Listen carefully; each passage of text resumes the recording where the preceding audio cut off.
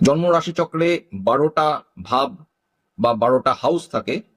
সেই 12টা হাউসের মধ্যে 6th হাউস থেকে লোন সংক্রান্ত, ধার দেনা সংক্রান্ত, ঋণ সংক্রান্ত বিষয়গুলো দেখা হয় এবং দেখা হয় যে এই লোন নিয়ে কোনো রকম ঝামেলার সৃষ্টি হবে কিনা, কোনো প্রেশার তৈরি হবে কিনা, ঠিকমতো রিপে করতে পারবেন কিনা, বা লোন নেওয়া থেকে লোন পুরো পরিশোধ করা পর্যন্ত যে সময় তার মাঝখানে কোনো টাফ সিচুয়েশন তৈরি হবে কিনা, এই সমস্ত জিনিসই জন্ম রাশিচক্র থেকে, মানে জন্মছক থেকে পরিষ্কারভাবে দেখা যায়।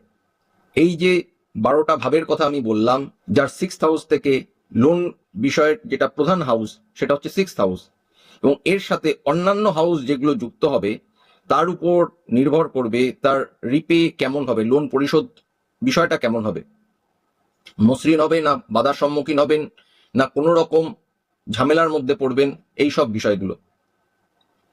এবং এইগুলো ঠিক দেখা একজন প্রকৃত অ্যাস্ট্রোলজারের জন্য, একজন প্রকৃত জ্যোতিষীর জন্য এতটাই সহজ যেভাবে বই পড়া সহজ সেইভাবে। কারণ এই যে 12টা ভাব মানে 12টা হাউস, এর যে প্রত্যেকটা নাম্বার, এইগুলো অনেকটা শব্দের মতো।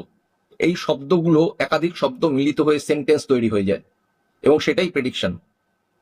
আপনার date of birth, time of birth, place of birth, এই তিনটে যদি ঠিক থাকে তাহলে প্রেডিকশন একদম নিখুঁত কথা বলবে।